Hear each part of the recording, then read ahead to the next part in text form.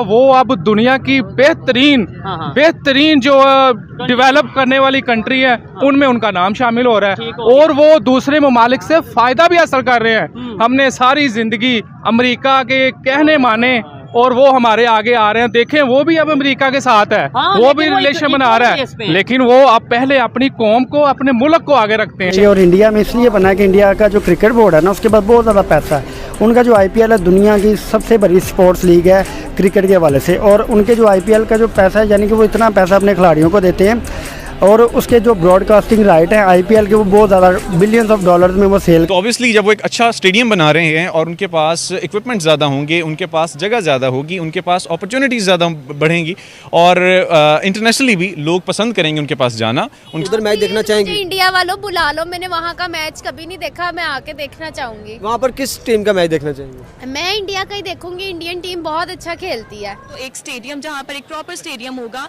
जिसकी वजह से जब बारिशें नहीं इफेक्ट होंगी, जब मौसम पे नहीं इफेक्ट होगा, तो लोग गेम्स भी खेलेंगे और एंजॉय भी करेंगे। और सबसे बेस्ट चीज ये होगी कि गेम्स रुकेंगे नहीं बारिशों की वजह से या स्नो। अब दरअसल प्रधानमंत्री मोदी की सरकार में भारत पूरी दुनिया में बहुत ही तेजी से विकास कर रहा है और इसीलिए भारत में बहुत ही तेजी से सड़क और बिल्डिंग बनाई जा रही हैं। और अब प्रधानमंत्री मोदी अपने इस विकास के दौर में एक और नया अध्याय जोड़ने जा रहे हैं। तो इसके बारे में आप क्या कहना चाहेंगे?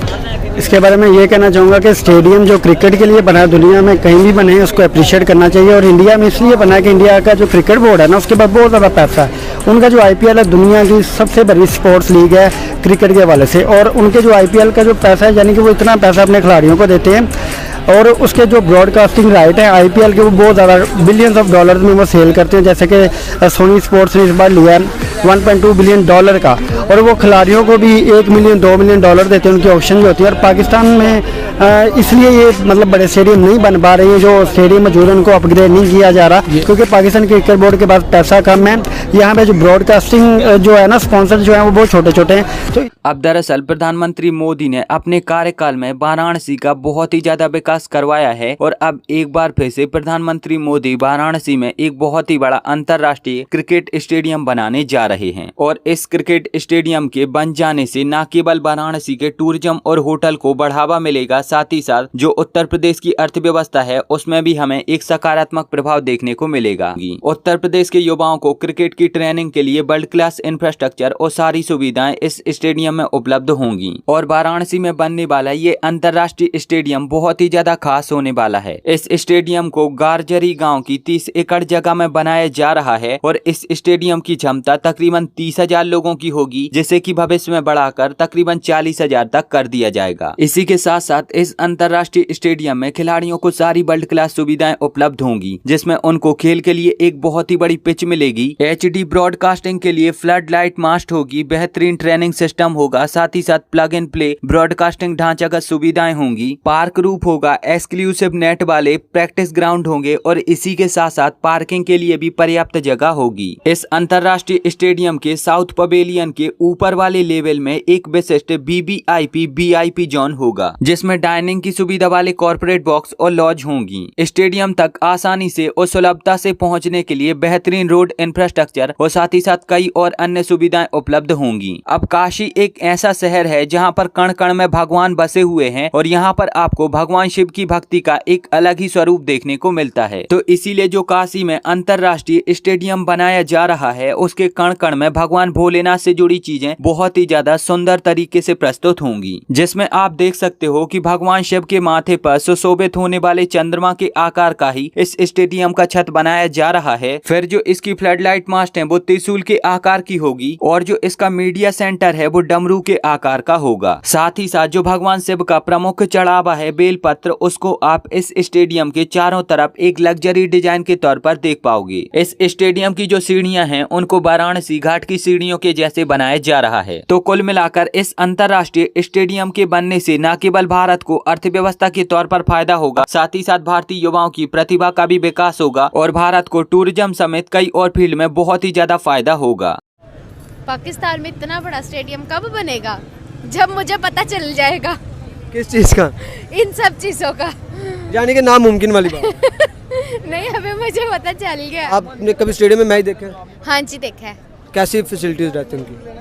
नॉर्मल है। यानी कि अच्छी कोई आप एक्सपीरियंस नहीं रहा? नहीं, मुझे नहीं अच्छा लगा। और अगर आप इंडिया में उधर चले जाएं, जितना इतना बड़ा स्टेडियम है, फिर उनकी फैकल्टी भी ज़्यादा होंगी, तो उधर मैच देखना चाहेंगी? इंडिया वालों बुला लो, मैंने वहाँ का मैच कभी नहीं देखा, मैं आके देखना चाहूंगी। वहाँ पर किस टीम का मैच देखना चाहेंगे? मैं इंडिया का ही देखूंगी, इंडियन टीम बहुत अच्छा खेलती है। उनका देखना चाहेंगे? हाँ जी। पाकिस्तानी आप हैं, पाकिस्तानी तारीफ इंडिया की जा रही है। देखें, जो तारीफ होती है ना वो होती है, इसके अंदर ये वो प्रेफर नहीं होना चाहिए कि जी आप पाकिस्तान में रहते हो और तारीफ इंडिया की। क्रिकेट स्टेडियम बनाने जा रहा है तो ये उनके लिए एक बहुत बड़ी अचीवमेंट है और जाहिर सी बात है उनके जो क्रिकेट का सिस्टम है वो ऑब्वियसली और ज़्यादा बेहतर होगा और इंटरनेशनली जो टीम्स हैं वो ट्रैवल करना चाहेंगी इंडिया के लिए। और यही सजेशन जो है वो मैं पाकिस्तानियों को भी देना चाहूँगा कि पाकिस्तान के अंदर भी एक क्रिकेट स्टेडियम इस तरह का बड़ा होना चाहिए। कज़ाफ़ी हमारे पास है, फोर्ट्रेस हमारे पास है, लेकिन हमारे पास कोई ऐसी बड़ी अचीवमेंट होनी चाहिए जिसके बाद पूरी दुनिया के अंदर लोग उस चीज़ को अप्रिशिएट करें और उसी के साथ साथ जो टीम्स हैं पूरी दुनिया से वो पाकिस्तान में आएँ और आकर क्रिकेट भी खेलें। इसी तरह हम अप्रिशिएट करना चाहेंगे इंडियंस को क्योंकि उन्होंने एक बड़ी चीज़ को अचीव किया है और उसके बाद जाहिर सी बात है उनकी इकॉनमी भी बेहतर होगी, उसी के साथ साथ उनके जो इंटरनेशनल रिलेशंस हैं वो भी ऑटोमेटिकली बेहतर होंगे। अपनी आवाम को अब खुश रखा हुआ है और उसके अलावा वो अब दुनिया की बेहतरीन जो डेवलप करने वाली कंट्री है उनमें उनका नाम शामिल हो रहा है और वो दूसरे ममालिक से फ़ायदा भी हासिल कर रहे हैं। हमने सारी ज़िंदगी अमेरिका के कहने माने और वो हमारे आगे आ रहे हैं। देखें, वो भी अब अमेरिका के साथ है, वो भी रिलेशन बना रहा है, लेकिन वो अब पहले अपनी कौम को, अपने मुल्क को आगे रखते हैं। और हम ये करते हैं, हम अगर अमेरिका के साथ रिलेशन बेहतर करते हैं तो हम चाइना को नाराज कर देते हैं या चाइना नाराज हो जाता है, कभी रशिया नाराज हो जाता है। अगर उनके साथ बेहतर करते हैं तो यूएस अमेरिका नाराज हो जाता है। वो सबके साथ रिलेशन बेहतर नहीं, चाइना नाराज नहीं होता। चाइना को हम खुद नाराज करते हैं, जो उनके साथ हमने मुआहदे किए होते हैं हम उनकी पासदारी नहीं करते। देखें जी, हमारे जो पड़ोसी मुल्क हैं वो सारे ही हमसे नाराज हैं। इंडिया तो है ही है ना, वो तो आई थिंक कि ज़्यादा लोकल लोगों के लिए है कि लोकल लोग जो आए वो वहाँ पर आकर गेम्स खेलें और उन गेम्स को एंजॉय करें।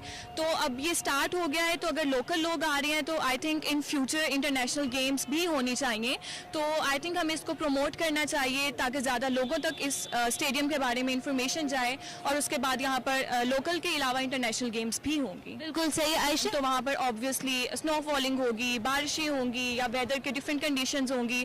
तो उन कंडीशंस में किसी भी टीम के लिए खेलना बहुत मुश्किल होता है। तो एक स्टेडियम जहाँ पर एक प्रॉपर स्टेडियम होगा जिसकी वजह से जब बारिशें नहीं इफेक्ट होंगी, जब मौसम पे नहीं इफेक्ट होगा तो लोग गेम्स भी खेलेंगे और एंजॉय भी करेंगे। और सबसे बेस्ट चीज़ ये होगी कि गेम्स रुकेंगी नहीं बारिशों की वजह से या स्नो फॉलिंग की वजह से। तो अब आप मुझे बताओ कि उत्तर प्रदेश में ये जो इंटरनेशनल क्रिकेट स्टेडियम बन रहा है इस पर आपकी क्या प्रतिक्रिया है, आप इस पर क्या सोचते हो? अपना जवाब मुझे नीचे कमेंट में बताएं और अगर ये वीडियो अच्छी लगी है तो प्लीज इस चैनल को सब्सक्राइब करके बेल आइकन जरूर दबाएं। मिलेंगे एक नई वीडियो में, तब तक के लिए जय हिंद, वंदे मातरम।